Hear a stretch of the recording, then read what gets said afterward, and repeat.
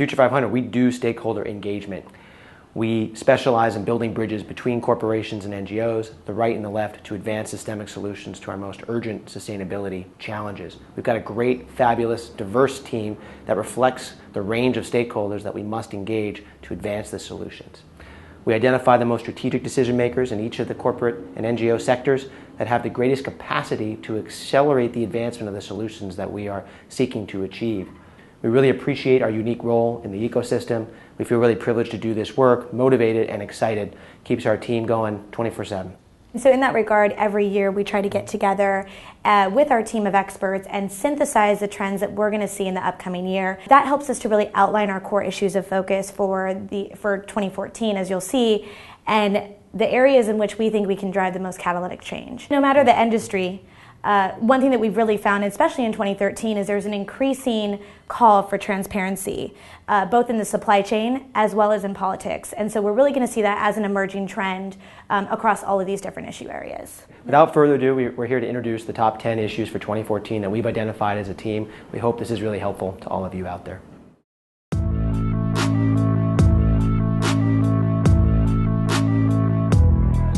"2013 was really a landmark year for Arctic activism. Shell Oil's mishap at the beginning of the year led to a lot of oil companies pulling out of their Arctic drilling programs in Alaska. It also led to a lot of NGOs and activists really taking up the cause of fighting against energy development in the Arctic region. What 2013 taught us is that stakeholders are gravely concerned with resource development in the polar north and the potential impacts on local communities, ecosystems, and indeed the climate. As we head into 2014, we anticipate consistent growth in Arctic activism, particularly as climate change's impacts on the region grow increasingly apparent.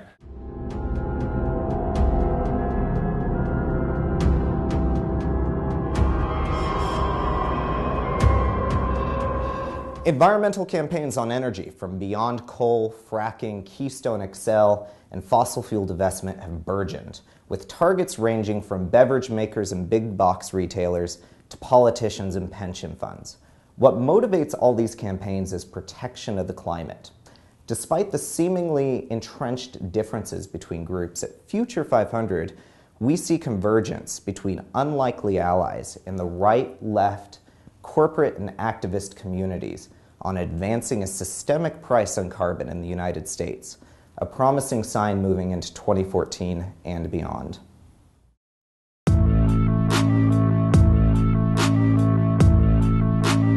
Disruption of fossil fuel transportation is not a new campaign tactic, but we definitely saw an uptick in it in 2013. Basically, the disruption happens because people feel a lack of agency around meaningful climate legislation. There's not a lot going on in terms of climate legislation federally, and so the anger that people feel gets channeled into disruptive activities such as chaining themselves to equipment, blocking megaloads of equipment transfer, and also blockading different roads and rail lines for transportation of these fossil fuels. And this is costing companies millions of dollars. Foundations prefer to fund campaigns that are successful, and the disruptive techniques have been largely successful at raising the public's awareness about the dangers of fossil fuel usage.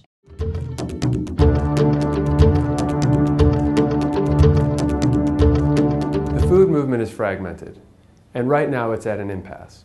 One section of the food movement advocates for local, small, organic, sustainable, farm-to-table food, and eventually the overthrow of big ag altogether.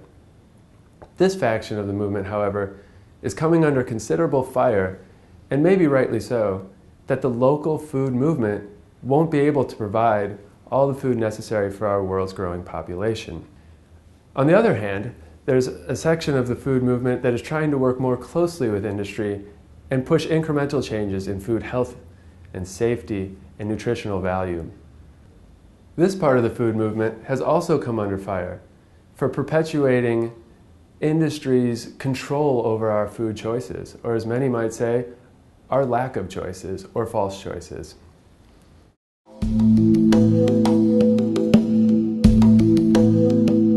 In 2014, NGO groups will not only be focusing on the environmental impacts of deforestation, but social ones as well. and therefore will be holding brands accountable to their sustainability goals and transparency along the way. Future 500 identifies this as a crucial time for brands to engage their stakeholders on forestry and palm oil issues, because in 2014, all eyes will be on the forests.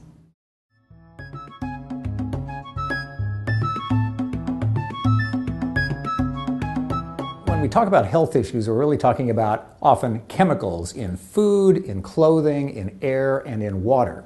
And the area that people are most animated about is food. And the food movement is divided in two. You have the reformers and you have the revolutionaries. The reformers are all about reducing sugar, fat, and salt in the diets that we already have, but not really changing those diets. The revolutionaries are about transferring power from the industrial system of agriculture with a very few crops monocultured globally to a much more diversified system of local agriculture. So these are two very different parts of the movement. Clearly, any company involved in the food sector, but any company that's producing any kind of consumer product, has to be really concerned about this movement and to understand the two elements of it.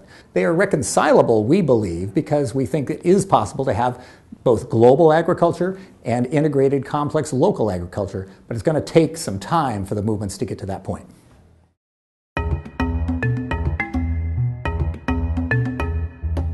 Water, unlike many other resources, is in constant and immediate demand by everyone, government, corporations, and private citizens. This intense competition has caused water advocates to shine their light brightest on those users that are drawing most heavily from the well, the energy and ag industries. It's helpful to think of water issues in terms of quantity and quality. Those advocates concerned with water quantity turn very much so to the energy and ag industries, the heaviest users of water. Did you know that more water is used to cool power plants than for any other use?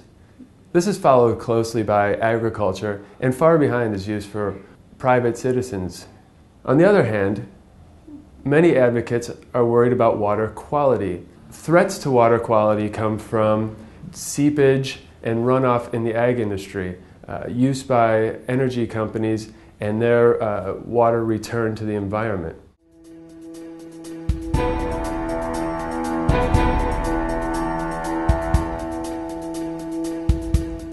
America, and indeed much of the world, is now into a new age of abundant domestic energy supply, and this is in large part due to a process called hydraulic fracturing, or fracking. Now, fracking is not a new technology. In fact, it's been around for over 60 years, but over the past decade, its use has dramatically increased to the point where over 50% of oil and gas wells drilled worldwide now utilize the fracking process. Now, while fracking has arguably not reached Keystone XL levels of fossil fuel-related activism, we at Future 500 see several reasons why fracking is going to be an increasingly prominent stakeholder campaign as we go into 2014.